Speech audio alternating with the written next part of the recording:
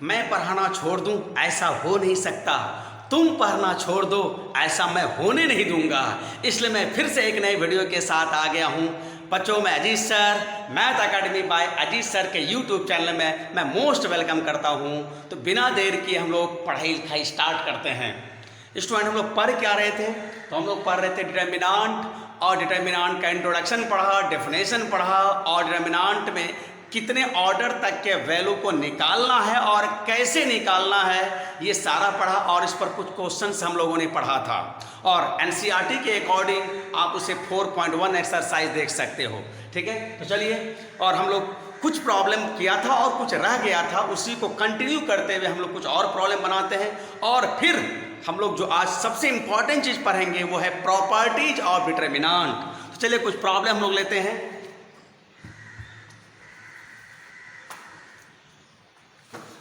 हाँ, हम लोग पढ़ रहे थे अपने बुकलेट के अकॉर्डिंग, हमारा अपना बनाया गया बुकलेट के अकॉर्डिंग हमारा एक्सरसाइज D1 था। बट याद रहे इसमें सारा एनसीईआरटी क्वेश्चन है, लेकिन मैंने अपने तरीके से अरेंज किया है। एनसीईआरटी का जो कुछ क्वेश्चन मिसलेनियस में है या एग्जाम्पल में है या एक्सरसाइज में है, सारा को मैंने अपने तरीके से इसको अरेंज किया है। बट याद रहे कि वो एनसीईआरटी का ही सब क्वेश्चन होगा, कुछ RS अग्रवाल का होगा, कुछ RD शर्मा का होगा, कुछ KC सिन्हा का होगा, और कुछ क्वेश्चन पास्ट 10 ईयर में जो पूछा है वो सारा मैंने मेंशन कर दिया था। ठीक है, तो चलिए, तो मैं आपको थोड़ा रिकैप कर दूं। तो एक थर्ड ऑर्डर के डिटर्मिनांट का वैल्यू, फर्स्ट ऑर्डर का तो बहुत आसान था। फर्स्ट ऑर्डर के डिटर्मिनांट का वैल्यू वही होता है जो एलिमेंट होता है, और सेकेंड ऑर्डर के डिटर्मिनांट का value product of main diagonal minus product of secondary diagonal. First order, second order के लिए ऐसा था। सेकेंड ऑर्डर के लिए मैं जस्ट थोड़ा सा रिमाइंड कर दे रहा हूं। अगर डिटर्मिनांट ऐसा है AB CD, तो मैंने क्या बोला था जी? Product of main diagonal AD minus product of secondary diagonal BC, ऐसा करके product of main diagonal minus product of secondary diagonal. और इसी तरह से हम लोग एक सेकेंड ऑर्डर के डिटर्मिनांट का वैल्यू निकालते हैं। ये सेकेंड ऑर्डर का रहा। फर्स्ट ऑर्डर तो बहुत आसान था, जो एलिमेंट होता है वही हमारा डिटर्मिनांट का वैल्यू होता है। और थर्ड ऑर्डर के लिए तो हमने बताया था कि एक थर्ड ऑर्डर के डिटर्मिनांट का वैल्यू ABCDEFGHI,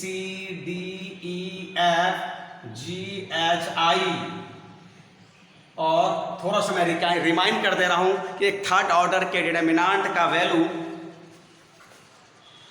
6 तरीके से निकाला जाता है। और वो 6 तरीके क्या था?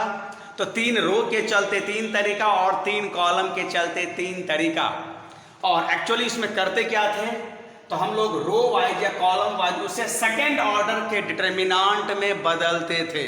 कैसे बदलते थे ये मैंने पिछले क्लास में बताया था। स्टूडेंट, जिन लोगों का छूट गया है उसे जाकर आप थोड़ा सा पिछले वाले वीडियो में आप अप टू डेट हो लीजिए, थोड़ा उसको पढ़ लीजिए, देख लीजिए, आपको याद आ जाएगा। वैसे भी बहुत टफ नहीं है। ठीक है, तो एक थर्ड ऑर्डर के डिटर्मिनांट का वैल्यू 6 तरीका, 3 रो के चलते और 3 कॉलम के चलते। और इसमें एक्चुअली करते क्या है? थर्ड ऑर्डर को सेकेंड ऑर्डर में बदलते हैं, और एक साइन कन्वेंशन के साथ। और वो साइन कन्वेंशन ऐसा था हमारा, plus minus plus minus plus minus plus minus plus, इस तरह से। तो इस साइन कन्वेंशन के साथ हम इसे सेकेंड ऑर्डर में बदलते हैं, और जैसे ही एक थर्ड ऑर्डर का डिटर्मिनांट सेकेंड ऑर्डर में बदलता है तो सेकेंड ऑर्डर के तरीके से हम उसका वैल्यू निकाल लेते हैं। ठीक है, और याद रहे कि एक थर्ड ऑर्डर को सेकेंड ऑर्डर में बदलना को ही एक्सपैंड करना कहा जाता है। जिस रो के चलते हम इसको एक्सपैंड करते हैं, हम वहाँ लास्ट में मेंशन कर देते हैं कि हमने एक्सपैंड किया इस रो के चलते या इस कॉलम के चलते। और फिर लास्ट में मैंने ये भी आपको याद दिलाया था, बताया था कि आप डिटर्मिनांट उस रो या उस कॉलम के अलॉन्ग एक्सपैंड कीजिए जिस रो या जिस कॉलम में मैक्सिमम 0 हो। इससे हमारा कैलकुलेशन थोड़ा शॉर्ट हो जाता है और वैल्यू बड़ा आसानी से निकल जाता है। ठीक है, तो पिछले वीडियो में बहुत सारी बातें हुआ था, या एक वीडियो इसी पर था। बहुत सारी बातों को मैं रिकैप नहीं करना चाह रहा हूँ, वो जैसे जैसे आएगा अपने आप स्वतः वो रिकैप हो जाएगा। जिनका छूट गया जाके पिछले वाले वीडियो से थोड़ा देख लेना है। चलिए, तो कुछ क्वेश्चन से बच्चे मैं इसको कर लेता हूँ। जैसा कि हम लोग हमारे बनाएंगे बुकलेट के अकॉर्डिंग एक्सरसाइज D1 था, और उसमें हम लोग बी पढ़ रहे थे, सॉरी ए का हो गया था। कुछ क्वेश्चन है तो जरा आप में से ट्राई कीजिएगा। अगर कहीं डाउट है, कोई प्रॉब्लम है, आप हमें फ़ोन करिए या फिर हमारे व्हाट्सएप नंबर भेज दीजिए, ठीक है। और चलिए बी नंबर क्वेश्चन ऐसा है जो एनसीईआरटी का ही है, ठीक है। और ये क्या कहना चाह रहा है, प्रूव दैट, पीटी का मतलब प्रूव दैट, ठीक है। और प्रूव दैट में क्या करना है, देखिए, prove that the value of determinant, ये वैल्यू, ये determinant x sine theta minus cos theta minus sine theta minus x 1 cos theta, और ये रहा 1 और ये रहा x। प्रूव दैट, पीटी का मतलब prove that the value of this determinant is independent of x, independent, स्वतंत्र। हमें बताना है, प्रमाणित करना है कि इस डिटर्मिनेंट का वैल्यू जो निकालेंगे वो थीटा से स्वतंत्र होगा, अर्थात जो वैल्यू हम निकालेंगे उसमें थीटा नहीं आएगा, उसमें x आ सकता है, बट थीटा ऑटोमेटिकली इलिमिनेट हो जाएगा, ऑटोमेटिकली गायब हो जाएगा, वो हमें बता देना है। तो चलिए, एक थर्ड ऑर्डर का डिटर्मिनेंट है और एक थर्ड ऑर्डर के डिटर्मिनेंट को हम कितने तरीके से एक्सपैंड या वैल्यू निकालते हैं, 6 तरीका, ठीक है। यहाँ किसी भी रो या किसी भी कॉलम के अलोंग जीरो नहीं है, तो किसी भी रो या किसी भी कॉलम के अलोंग हम इसे एक्सपैंड कर सकते हैं। चलिए फर्स्ट रो के अलोंग ही करते हैं। तो मैंने रेस्ट बात नहीं लिखा डियर स्टूडेंट, यहाँ से मैं डायरेक्ट लेके चलता हूँ। अगर मैं इसको थोड़ी देर के लिए इसे डेल्टा मान लूँ, let delta is equal to this, therefore delta हमारा कितना हो जाएगा, डेल्टा बोले डिटर्मिनेंट कितना हो जाएगा, देखिए तो देयरफॉर फर्स्ट रो के अकॉर्डिंग आपको याद होगा, मन में पहले डिसाइड कर लेना है कि आपको किस रो या किस कॉलम के अलोंग एक्सपैंड करना है, ये मन में पहले डिसाइड कर लेना है, ठीक है। और उसकी चर्चा हम बाद में लिख देते हैं। तो suppose we want to expand along first row, तो इसके लिए फर्स्ट रो का एलिमेंट और यहाँ का साइन कन्वेंशन, तो फर्स्ट रो के अलोंग ये एलिमेंट, लेकिन उससे पहले यहाँ का साइन प्लस है, तो प्लस तो लिखते नहीं है, सीधा एक्स लिखेंगे। और फिर मैंने कहा था उस एलिमेंट से जाने वाला रो, जाने वाला कॉलम को ओमिट कर दीजिए, और तब बचा ये सेकेंड ऑर्डर। और सेकेंड ऑर्डर ना लिख के डायरेक्ट हम लोग ये लिखना शुरू कर दिया था, क्योंकि वो स्टेप लिख करके थोड़ा अननेसेसरी लॉन्ग हो जाता है। तो चलिए डायरेक्ट हम सेकेंड ऑर्डर में ऐसा ना लिख करके सीधा इसका वैल्यू लिखते हैं, product of main diagonal minus product of secondary diagonal, ठीक है। फिर ये एलिमेंट लेंगे और इसके पहले इसका साइन क्या है, माइनस, तो माइनस साइन थीटा इनटू इससे जाने वाला रो, इससे जाने वाला कॉलम को हाइड कीजिए, छुपा दीजिए, तो जो आएगा वो सेकेंड ऑर्डर। और सेकेंड ऑर्डर के डिटर्मिनेंट का वैल्यू देखिए कितना है, product of main diagonal x sine theta minus cos theta, और फिर ये रहा एलिमेंट हमारा। और ये एलिमेंट लेने के पहले यहाँ का साइन क्या है, प्लस, तो इधर जगह की कमी के चलते मैं ये लिख दे रहा हूँ प्लस, लेकिन यह एलिमेंट है माइनस कॉस थीटा, और फिर इससे जाने वाला रो, इससे क्रॉस करने वाला कॉलम को हाइड कर दिया, ओमिट कर दिया, रिजेक्ट करने के बाद सेकेंड ऑर्डर डिटर्मिनेंट का value product of main diagonal and minus product of secondary diagonal, minus minus plus हो जाएगा, प्लस एक्स कॉस थीटा। चलिए इधर देखते हैं फिर हम लोग क्या हुआ, यहाँ से x को माइनस एक्स स्क्वायर से मल्टीप्लाई करेंगे, minus x cube minus x, minus sine theta को माइनस एक्स साइन थीटा से plus x sine square theta minus minus again plus sine theta into cos theta, ठीक है। चलिए minus cos theta को minus sine theta से minus minus plus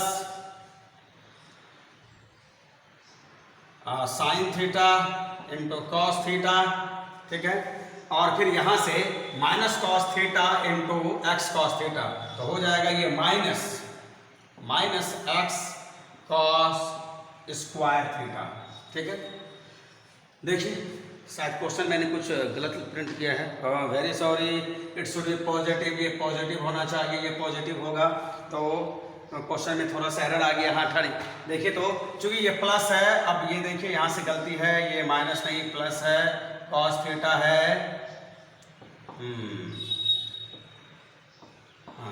cos theta को इससे गुना करोगे भाई ये माइनस हो जाएगा और ये प्लस हो जाएगा, ठीक है।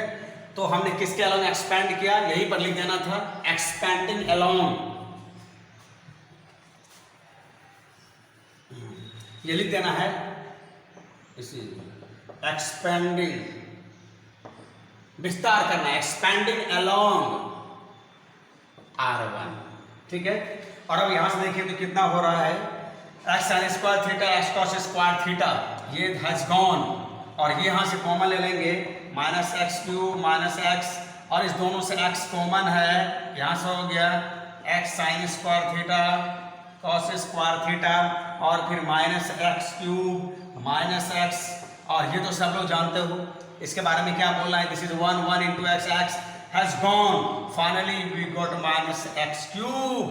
So after expanding the value of this determinant becomes minus x cube, very clear it is free from of theta, और यही तो हमें लाना था कि ये थीटा से फ्री फ्रॉम होना चाहिए, है ना, which is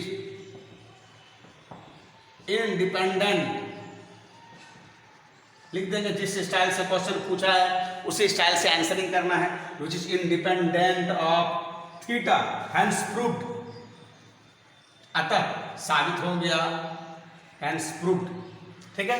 तो बहुत आसान था, आप किसी भी रो या किसी भी कॉलम, 6 ऑप्शन से आपके पास, 3 रो के चलते 3 तरीका, 3 कॉलम के चलते 3 तरीका, जिस भी तरीके को फॉलो करेंगे आप इस साइन कन्वेंशन को मेंटेन करते हुए आप लिखोगे तो ऑटोमेटिकली बड़ा आसानी से आ जाता है, ठीक है। चलिए क्वेश्चन का आंसर हुआ, और इसी में 2 नंबर क्वेश्चन आप बना लीजिएगा, बहुत आसान है, मैट्रिक्स दे करके इसका डिटर्मिनेंट पूछा है, सो इजी, ट्राई योरसेल्फ, मैं यहाँ पर छोड़ता हूँ। सी नंबर में 2 क्वेश्चन है, मैं थोड़ा बड़े वाले बना के दिखा रहा हूँ, ये एनसीईआरटी का है। चलिए हम लोग अब सी नंबर लेते हैं।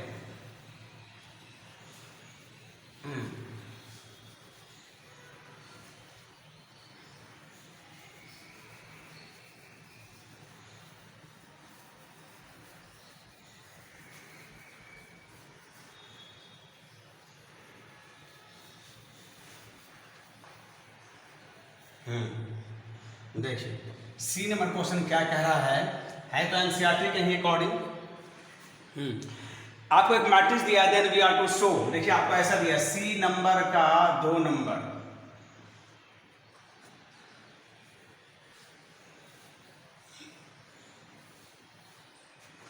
सी नंबर का 2 नंबर है, आपको दिया हुआ है,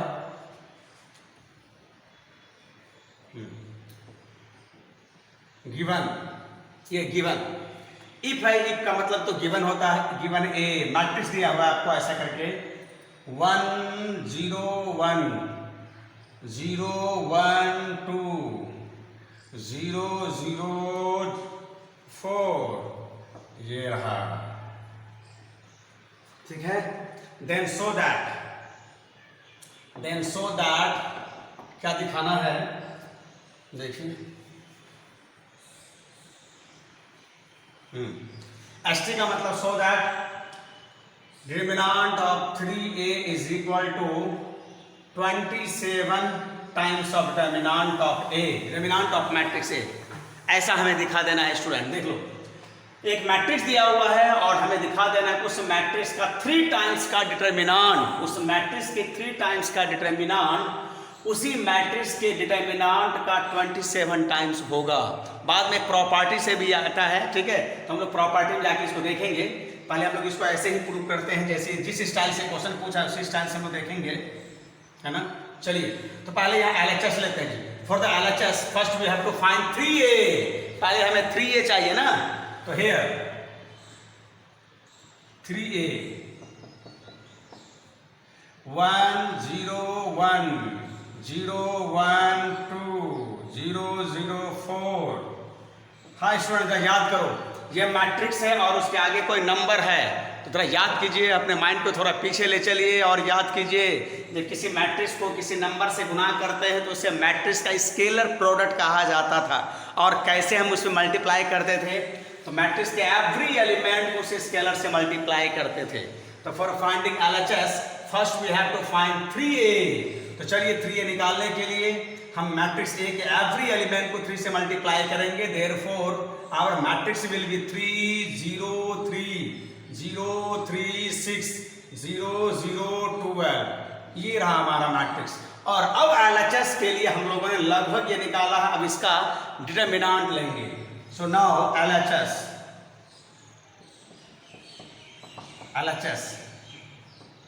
ये रहा LHS।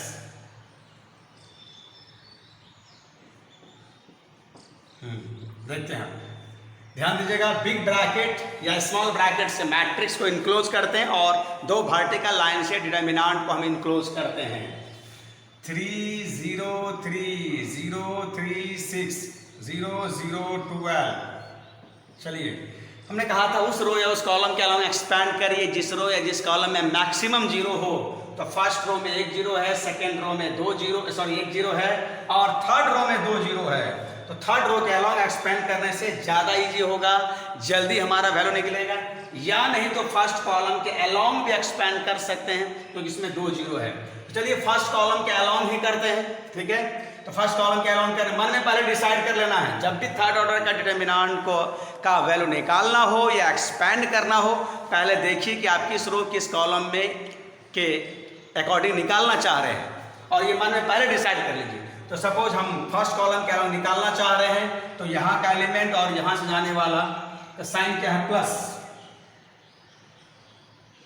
चलिए, तो रहा प्लस, और प्लस तो लिखते नहीं है शुरू में, तो 3 इंटू फिर इससे क्रॉस करने वाला रो से जाने वाला कॉलम को हाइड किया, सेकेंड ऑर्डर का डिटरमिनेंट 36 और ये रहा 0। और अब यहाँ का साइन क्या होगा, माइनस, ये रहा और ये एलिमेंट। अब आगे ये लिख के करेंगे क्या, कोई फायदा नहीं क्योंकि एक फैक्टर हमारा 0 है। ठीक उसी तरह से तीसरे एलिमेंट के लिए साइन हमारा प्लस है और फिर एलिमेंट 0 है और फिर उसके बाद क्या लिखते हैं ये आपको पता है, बट लिख के करेंगे क्या, यही है। इसी कारण से ही कहा जाता है कि उस रो या उसी कॉलम के अलॉन्ग एक्सपेंड कीजिए जिसमें मैक्सिमम 0। ये फायदा देखिए, और धीरे धीरे हम इतना तो लिखना भी छोड़ देंगे। अभी तो थोड़ा बहुत हम हवा भरते रहे, धीरे धीरे तो हम इसको लिखना ही छोड़ देते हैं। और चलिए यहाँ लिख दीजिए एक्सपेंडिंग अलॉन्ग C1 बोले तो फर्स्ट कॉलम। और डियर स्टूडेंट कितना मिला हमें, देखे तो ये तो वैनिश कर गया, और ये 6 3 18 3 3 9 और 1 10, यू गॉट 108। तो LHS कितना मिला, 108 मिला। अब चलते हैं RHS। RHS निकालने के पहले for the RHS first we have to find determinant of matrix A। पहले आप मैट्रिक्स A का डिटरमिनेंट निकाल लीजिए। Again determinant of matrix A, चलिए ये रहा हमारा 1 0 1 0 1 2 0 0 4, ये रहा। चलिए फिर से हम फर्स्ट कॉलम के अलॉन्ग एक्सपेंड करके देखते हैं क्या होता है। फर्स्ट कॉलम के अलॉन्ग यहाँ का एलिमेंट, यहाँ का साइन प्लस, और शुरू में फर्स्ट प्लस लिखते नहीं हैं तो 1 इंटू और इससे जाने वाला रो और कॉलम को हाइड करने के बाद सेकेंड ऑर्डर का डिटरमिनेंट, और सेकेंड ऑर्डर का डिटरमिनेंट के लिए product of main diagonal minus product of secondary diagonal, और उसके बाद तो इसी तरह का 0 आएगा और फिर 0 लिखते भी नहीं हम लोग। यहाँ भी हमने लिखा है expanding along first column C1, ये आप लिखते रहिएगा। मैंने थोड़ा शॉर्टकट में लिखा एक्सपैंडिंग अलोंग, या हिंदी में लिखना चाह रहे हैं तो फर्स्ट कॉलम के अलोंग विस्तार करने पर, या C1 के अनुदिश विस्तार करने पर। और फाइनली हमें क्या मिला भाई, ये मिला हमें 4। तो RHS के लिए हमने अब तक ये बात निकाला है, और अब उसमें 27 से मल्टीप्लाई करेंगे। Therefore RHS 27 into determinant of matrix A, 27 into 4 कितना आया भाई, 7 4 जा 28, 4 2 जा 8 और 2 10, ये देखिए 108 आया, 108। तो LHS भी आया 108, RHS भी आया 108। तो यहां से हम क्या बोल सकते हैं, since LHS is equal to RHS, hence shown। अभी थोड़ी देर पहले वाले क्वेश्चन में था प्रूव दैट, तो वहां लिखा था प्रूव्ड, और अभी वाले क्वेश्चन में है सो दैट, तो इसलिए लिखा आंसर में हमने shown, हिंदी में बोले तो दिखाया। तो इस तरह से इसमें मैट्रिक्स डिटरमिनेंट के सिंबल को या फिर इसके टर्म को मिक्स करके क्वेश्चन दिया था, तो हम लोगों ने ये देखा। और डियर स्टूडेंट याद रखना ये क्वेश्चन प्रॉपर्टी से ही बनेगा, हम लोग अभी भी जस्ट प्रॉपर्टी भी देखेंगे, ठीक है। चलिए इस तरह से और भी एक दो क्वेश्चन है, लेकिन वो सेकेंड ऑर्डर का बहुत आसानी से, तो याद रखिए इस पूरे को निकालने के लिए सहूलियत के लिए पहले मैंने अंदर का निकाला, फिर उसका डिटर्मिनांट निकाला। राइट साइड के लिए सहूलियत के लिए पहले मैंने डिटर्मिनांट ऑफ मैट्रिक्स ए निकाला, इसे मोड नहीं पढ़ना, ये सारी बात पिछली क्लास में मैंने बताया था। मोड जैसा शकल है लेकिन अकल लगा के मोड नहीं बोलना है। और फिर 27 से मल्टीप्लाई कर दिया था यार, ठीक है। चलिए इस तरह के कुछ मोटे मोटे बुक लिखने वाले राइटर ने ढेरों सारा प्रॉब्लम लिखा है, बैठ के बनाते रहिए, ठीक है। हाँ, अब थोड़ा इसमें मैट्रिक्स डिटर्मिनेंट इक्वेशन वाला कुछ क्वेश्चंस है जो लगभग हर 2 साल के इंटरवल में 2-2 मार्क्स वाले या 1 मार्क्स में क्वेश्चन आता है, 1 मार्क्स में। और इस साल भी आया है बिहार बोर्ड में।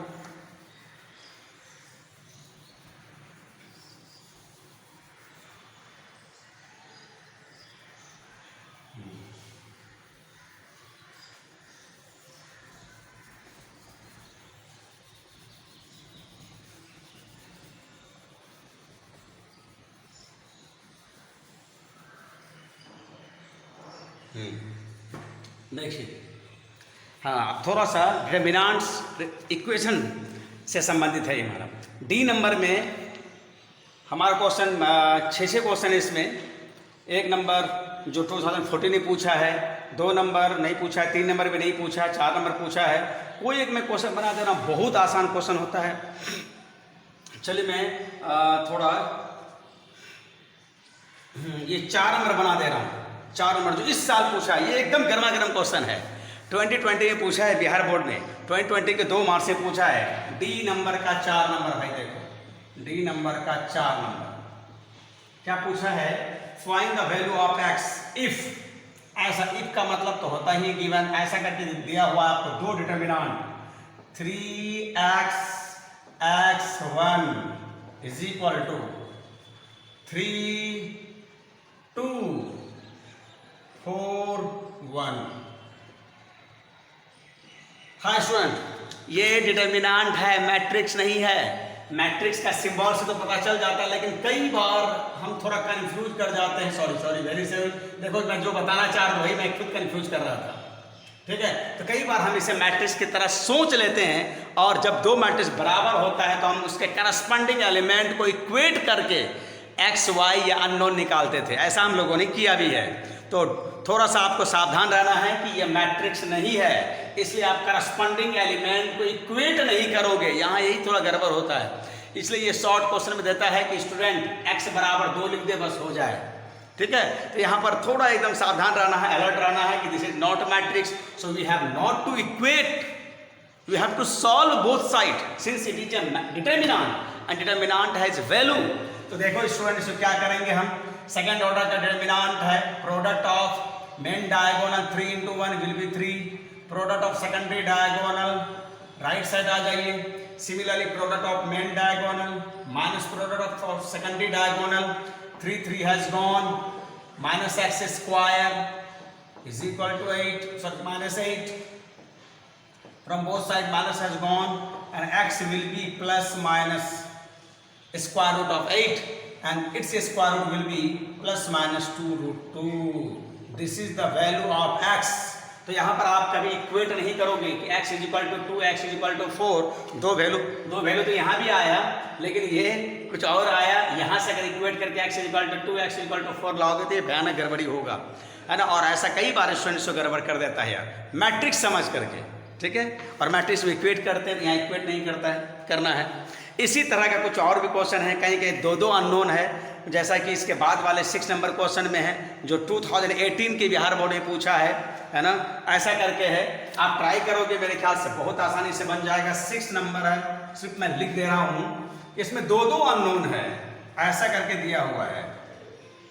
देखिए first 2 3 yx is equal to 4 and x y 2 1 is equal to 7/2। ऐसा करके दिया है। तो ठीक इसी तरह से इसको सॉल्व करके एक इक्वेशन यहाँ से आएगा, इक्वेशन नंबर 1, और इसको सॉल्व करके यहाँ से एक इक्वेशन आएगा। दो अननोन के लिए दो इक्वेशन आ जाता है और ये लीनियर इक्वेशन की तरह हो जाएगा, एकदम वेरी क्लियर लीनियर इक्वेशन होगा। तो दो लीनियर इक्वेशन से दो अननोन निकालना, ये बचपन में आपने स्कूल में कितनी बार किया है, ये मैं आप पर छोड़ता हूँ। और ये 2018 के क्वेश्चन था बिहार बोर्ड का, सो आप बनाइएगा और आंसर मैच कीजिएगा, ठीक है। और अब चलिए जो बहुत इंपॉर्टेंट की ओर हम लोग चल रहे हैं भाई, और वो इंपॉर्टेंट क्या है, मैंने हेडिंग पहले लिख के रखा है, प्रॉपर्टीज ऑफ डिटरमिनेंट, ठीक है। चलिए देखते हैं प्रॉपर्टीज ऑफ डिटरमिनेंट क्या होता है। तो पहले सुनिए क्या है प्रॉपर्टीज ऑफ डिटरमिनेंट।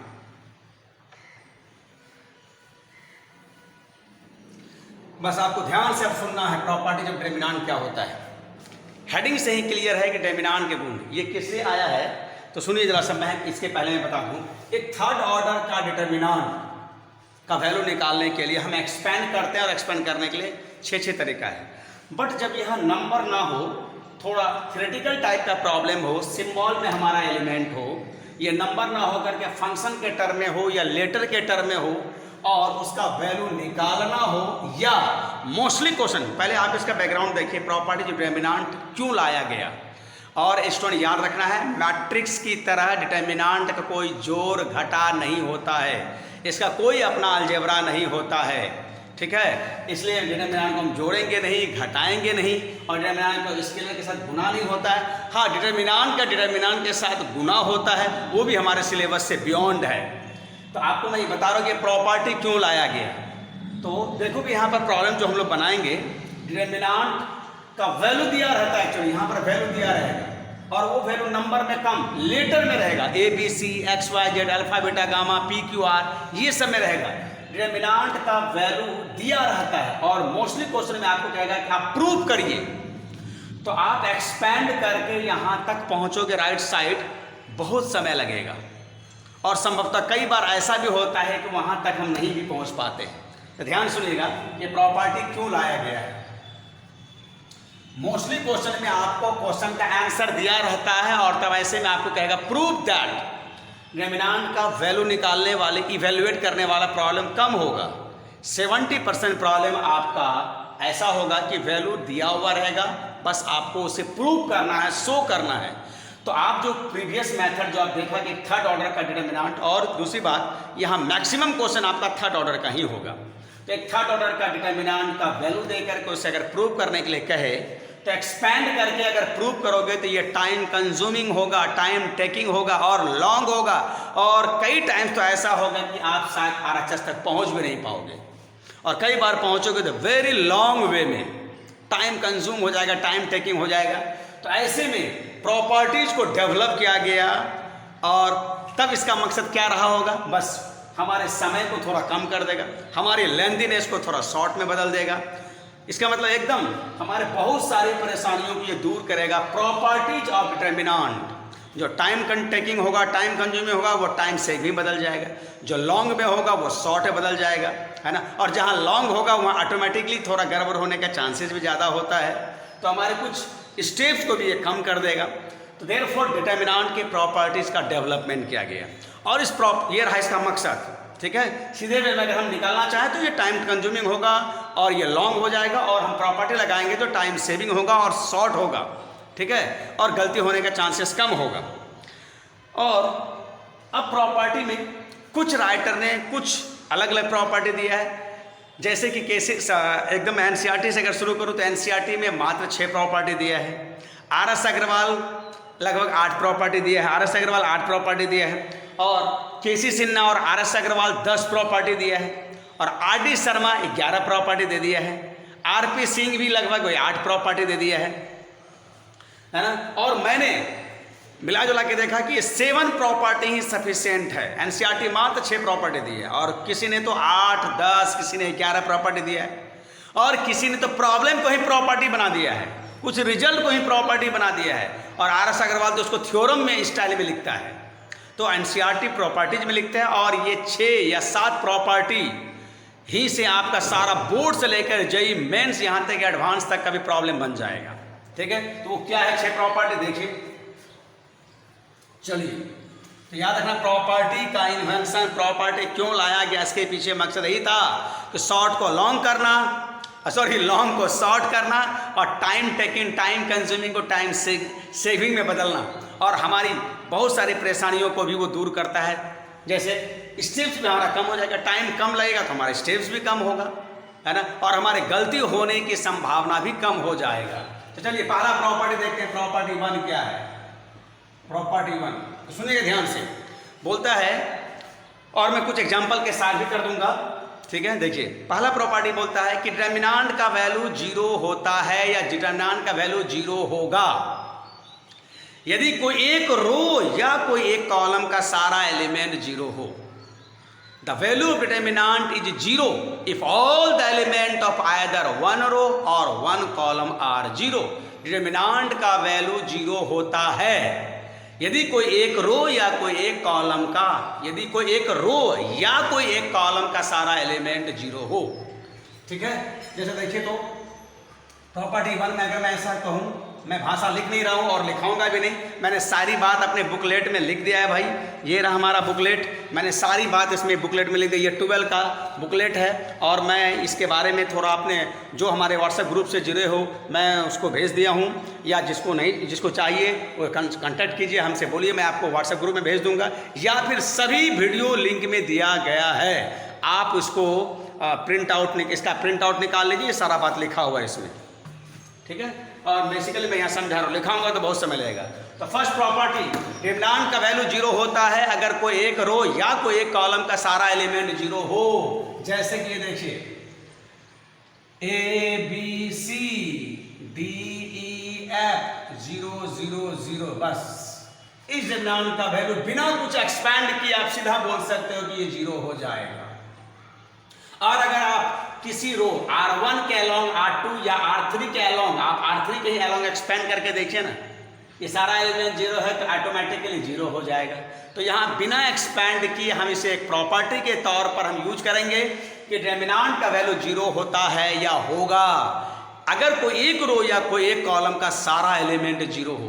अब इसको प्रूव करने की क्या जरूरत है, आप R3 के अलोंग एक्सपेंड करके देखिए, ऑटोमेटिकली 0 हो जाएगा। ये एलिमेंट यहाँ का साइन प्लस होता है, प्लस माइनस प्लस 0, अब यहाँ कुछ भी लिखेंगे 0 होगा, प्लस माइनस प्लस, यहाँ का साइन माइनस होगा, माइनस, और ये एलिमेंट 0, कुछ भी लिखने से क्या फायदा है। फिर यहाँ का साइन क्या होगा, प्लस, और यहाँ लिखे क्या फायदा है। तो इतना लिखने से बेटर है कि डायरेक्ट इसी को प्रॉपर्टी बना दिया गया कि डिटर्मिनेंट का वैल्यू 0 होगा या होता है अगर कोई एक रो या कोई एक कॉलम का सभी एलिमेंट 0 हो। यहाँ याद रखना है, अगर फिर यहाँ 0 हो गया, यहाँ 0 हो गया और यहाँ पर कोई एलिमेंट मान लो F हो गया, तब इसका वैल्यू 0 नहीं होगा।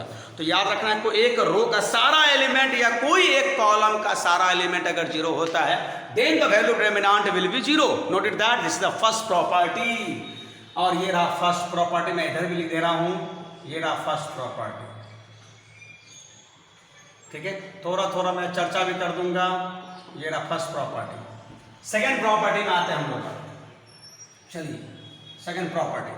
अगेन सेकेंड प्रॉपर्टी क्या बोलता है, डिटर्मिनेंट का वैल्यू 0 होता है अगर कोई दो रो या कोई दो कॉलम समान या समानुपाती हो।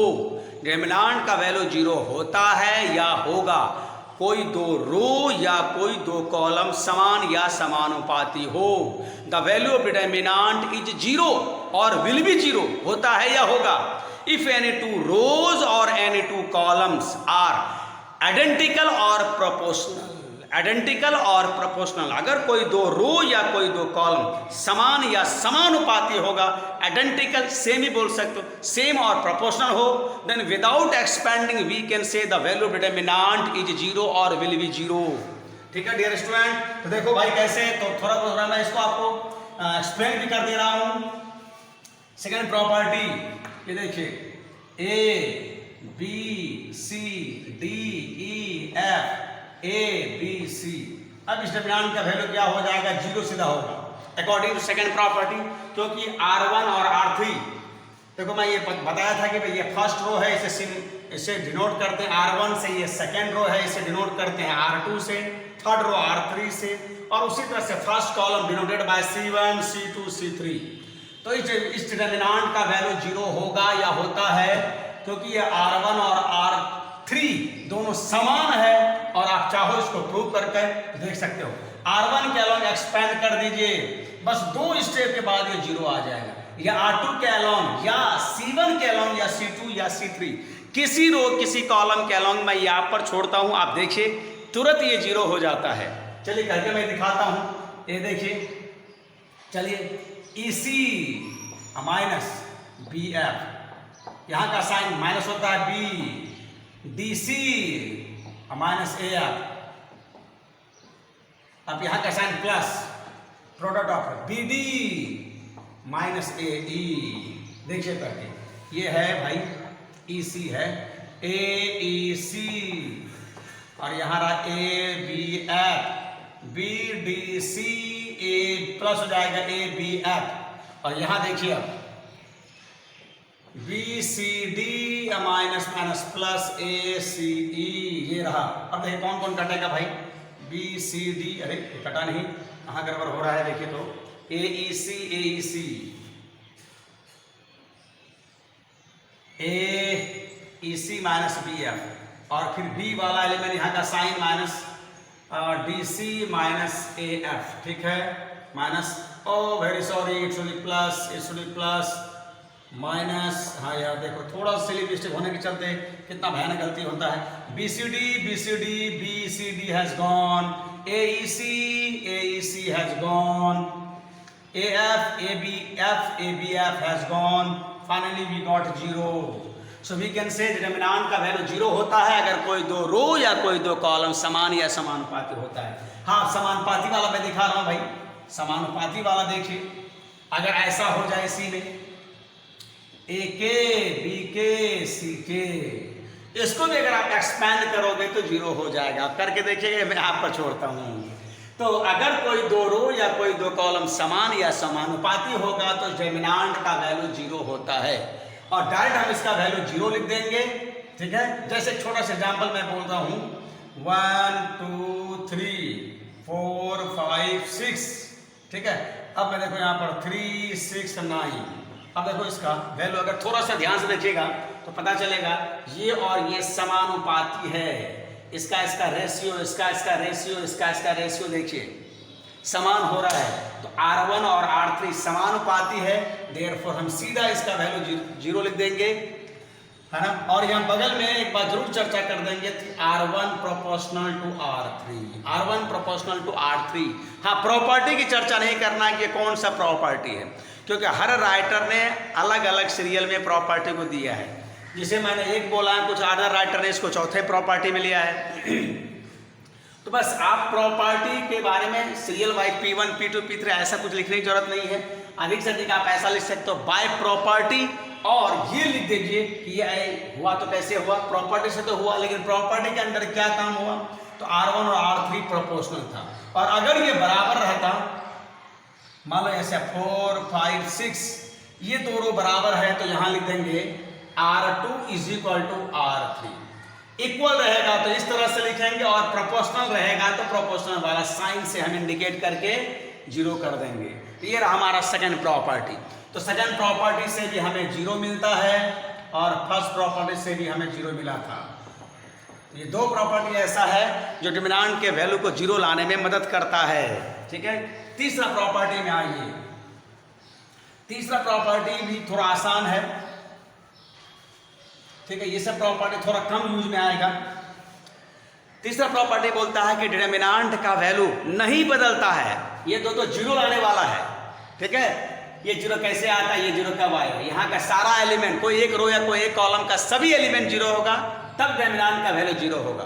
और अगर कोई 2 रो या कोई 2 कॉलम समान या समानुपाती होगा, देन डिटरमिनेंट का वैल्यू 0 होता है। और तीसरा प्रॉपर्टी बोला कि अगर कोई 2 सॉरी तीसरा प्रॉपर्टी बोलता है डिटरमिनेंट का वैल्यू नहीं बदलता है, वही रहता है अगर रो को कॉलम बना दिया जाए और कॉलम को रो बना दिया जाए। ध्यान से देखिए, ऐसा रो को कॉलम बना दिया जाए और कॉलम को रो बना दिया जाए। The value of determinant does not change will remain same if rows and column are interchange. Rows and columns are interchange. Row becomes column and column becomes row. ऐसा करने से डिटर्मिनेंट का वैल्यू सेम रहता है। अब इसे थोड़ा mathematically देखिए। प्रॉपर्टी 3 क्या बोलता है?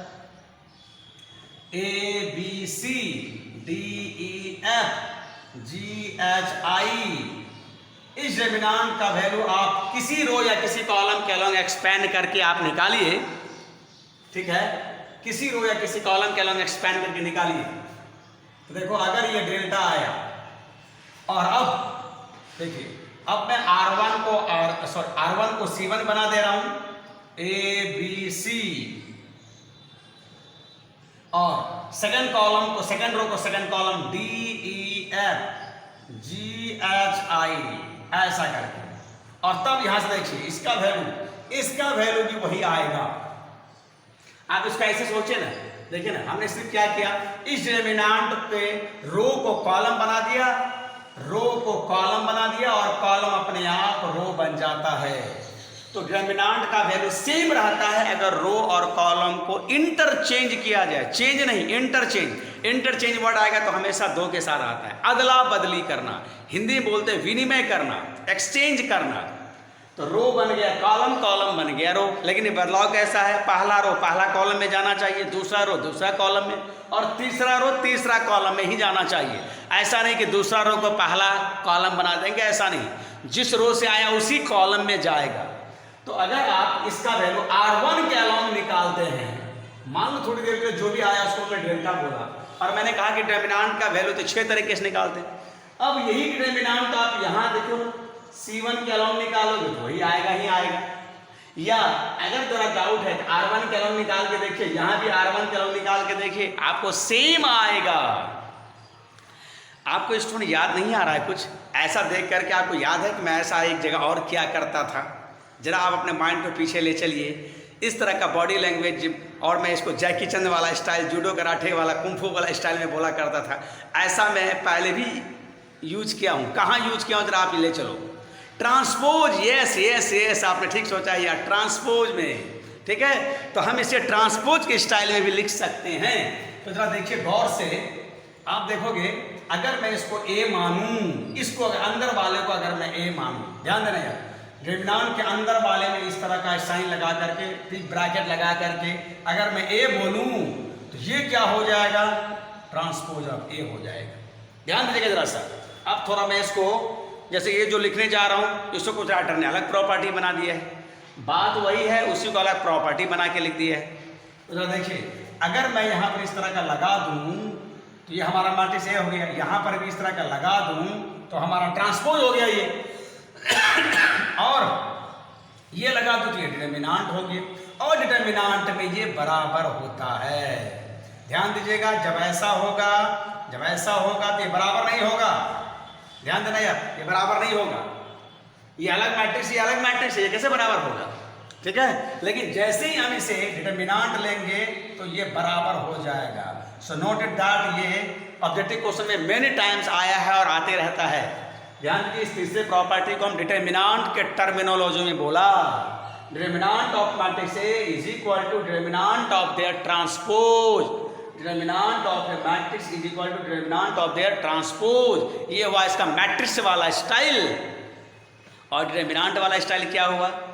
डिटर्मिनेंट का वैल्यू सेम रहता है, नहीं बदलता है अगर कोई दो रो या कोई वेरी सॉरी डिटर्मिनेंट का वैल्यू सेम रहता है अगर रो को कॉलम और कॉलम को रो में अदला बदली कर दिया जाए, इंटरचेंज कर दिया जाए। The value of determinant does not change, will remain same if rows and columns are interchange. तो देखो ये इतना आसान है कि इसके लिए कोई हम एग्जाम्पल लेना भी उचित नहीं समझ रहे, इतना आसान होता है। हाँ, और इसी बात को थोड़ा इसको मैट्रिक्स के स्टाइल में भी याद रखिए। चलिए हम लोग चौथे प्रॉपर्टी की ओर टर्न करते हैं। चौथा प्रॉपर्टी क्या है?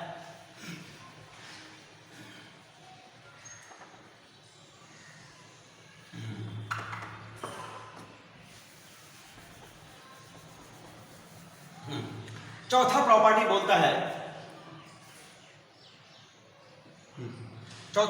बोलता है डिटर्मिनेंट का वैल्यू वही रहता है बट साइन चेंज हो जाता है। डिटर्मिनेंट का वैल्यू वही रहता है, साइन चेंज हो जाता है। और मैथ में 2 साइन होता है, पॉजिटिव और नेगेटिव। तो डिटर्मिनेंट का वैल्यू सेम रहता है, ओनली साइन चेंज होता है। क्या करने से? अगर कोई 2 रो को आपस में इंटरचेंज किया जाए या कोई 2 कॉलम को आपस में इंटरचेंज किया जाए। अभी ठीक थोड़ी देर पहले जो प्रॉपर्टी 3 पढ़ा था, वहाँ रो को कॉलम बना दिया था, कॉलम को रो बना दिया था। अब चौथा प्रॉपर्टी में ऐसा नहीं है। चौथा प्रॉपर्टी में या तो कोई 2 रो लेना है या तो कोई 2 कॉलम।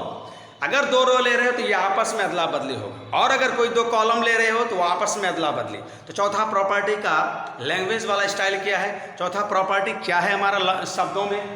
तो डिटर्मिनेंट का वैल्यू सेम रहता है लेकिन साइन बदल जाता है अगर कोई 2 रो या कोई 2 कॉलम आपस में इंटरचेंज करता है। The value of determinant does not change, only sign is change if any 2 rows और एनी 2 कॉलम आर इंटरचेंज। ठीक है, इसके पहले वाले में ऐसा था, ऐसा रो सोए हुए को जगा दो, जगे हुए को सुला दो। बट यहाँ ऐसा है, बस सोया हुआ है तो सोए हुए को अदला बदली कर दो, जगा हुआ है तो जगे हुए को इधर उधर कर दो। एनी 2 रोज और any 2 column are interchange, then the value of same but their sign becomes negative और positive, that is sign is change, sign change हो जाता है। ठीक है, इसको जरा सा मैथमेटिकली देखते हैं हम लोग। चलिए ऐसा है, अगर मैं ऐसा बोलूं ABC DEF GHI, थोड़ी देर के लिए अगर इसका वैल्यू डेल्टा आता है, अगर इसका वैल्यू डेल्टा कुछ भी आए तो अगर मैं इसको डेल्टा मान लूं, ये आप अपने नंबर लेकर के भी कर सकते हो, 1 2 3 4 5 6 लेके देखिएगा। ठीक है, अच्छा अब मैं ऐसा कर दूं, ध्यान दीजिए जरा सा, कोई 2 रो या कोई 2 कॉलम, कोई 2 रो या कोई 2 कॉलम ABC, इस थर्ड रो को मैं सेकंड रो बना दे रहा हूं, सेकंड रो को मैं थर्ड रो बना दे रहा हूं, GHI DEF।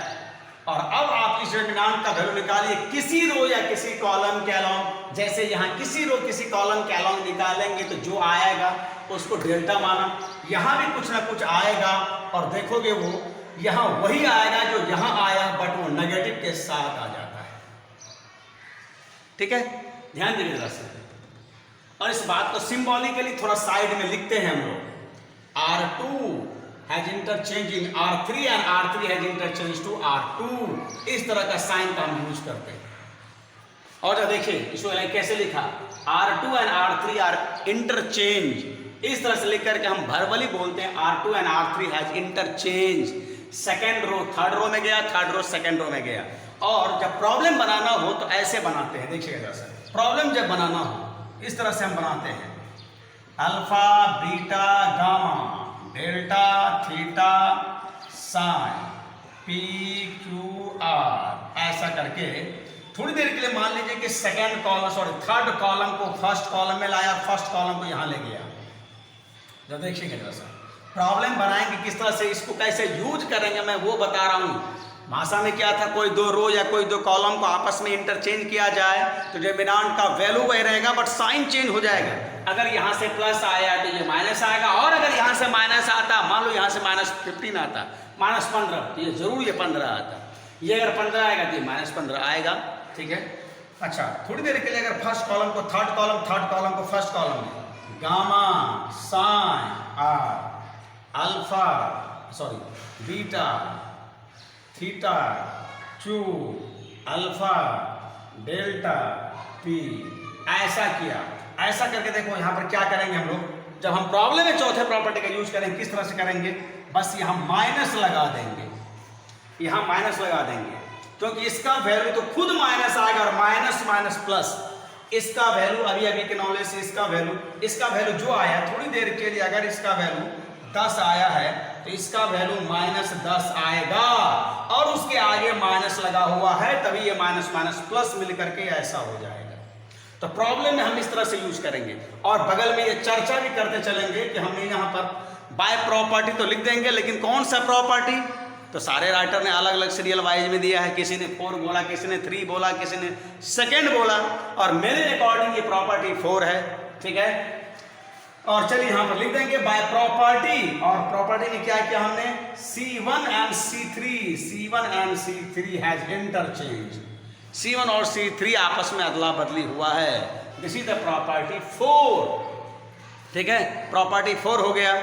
चलिए, और अब उधर बचा हमारा 3 प्रॉपर्टी, तो ज़्यादा नहीं लूँगा यार, ठीक है। आज पहले ये 4 प्रॉपर्टी देखिए, अब बचा है 3 प्रॉपर्टी, लेकिन उसी 3 प्रॉपर्टी में ही बहुत इंपॉर्टेंट प्रॉपर्टी है वो, उसमें से 5th और 6th ये सबसे इंपॉर्टेंट प्रॉपर्टी है। ये सब थोड़ा यूजलेस है, कम यूजलेस तो नहीं बोलना चाहिए, लेस इंपॉर्टेंट बोलना चाहिए, ज़्यादा उचित होगा कि कम महत्वपूर्ण है, ज़्यादा इंपॉर्टेंट नहीं है ये, ठीक है। चलिए, इस पर हम लोग अगले दिन कुछ और आगे कंटिन्यू करते हुए इस पर हम लोग प्रॉब्लम भी बनाएंगे। तो अगले क्लास के लिए आप ये सब को देख के आइएगा, और इसके पहले जो भी मैंने प्रॉब्लम बताया, जहाँ भी डाउट है आप उसे हमसे पूछ लीजिएगा, ठीक है। और इसी के साथ डियर स्टूडेंट, ख़त्म करने के पहले मैं सबसे काइंड रिक्वेस्ट करूंगा यार, अगर तुम्हारा कोई दोस्त, अभी भी कुछ लोग बोल रहे हैं कि सर क्लास कब शुरू होगा, यार ये पता है कि कब लॉकडाउन ये अनलॉक होगा, किसी को पता नहीं है यार। तो जब तक क्लास चल रहा है यूट्यूब में चलते रहने दीजिए और इसी से मज़ा लीजिए। और कब तक घर में बैठ करके कितना यूट्यूब देखोगे, कितना सिर्फ टीवी ही देखोगे, कितना सिर्फ मोबाइल देखोगे, कितना सोओगे और कितना घूमोगे। कम से कम थोड़ा टेक्नोलॉजी का यूज करके उसे सही डायरेक्शन में उसका यूज़ कीजिए, ठीक है। तो मेरा व्हाट्सएप नंबर ये होगा, और मैं क्या बोला था, व्हाट्सएप नंबर 7549831008। कोई भी डाउट हो इस व्हाट्सएप नंबर पर हमें कांटेक्ट कीजिए, हमसे पूछिए। और डियर स्टूडेंट, थोड़ा अपने दोस्तों को शेयर कीजिए, सब्सक्राइब कीजिए और लाइक भी कर दीजिए, ठीक है, ताकि मेरा भी मोरल बना हुआ रहे और मुझे लगे कि नहीं, मैं जो क्लास ले रहा हूँ, देखो मेरे पसीने आ गए यार, कम से कम कुछ भी लोग, जो भी लोग हैं 100 200 300 जो भी है यार, मैं भी बैठा रहता हूँ, मुझे भी लग रहा है नहीं चलो कम से कम मैं भी इस बहाने पसीने चुहा रहा हूँ, और जो भी 100 200 300 जो भी बच्चे हैं वो देख रहे हैं, कम से कम वो तो फ़ायदा उठा रहे हैं। और थोड़ा औरों को अगर आप कंपेल कर सकते हैं, थोड़ा प्रोवोक कर सकते हैं, उसे मोटिवेट कर सकते हैं, तो उसे शेयर कीजिए और उसे सब्सक्राइब करने के लिए कह दीजिए। इसी के साथ अगले वीडियो तक गुड बाय।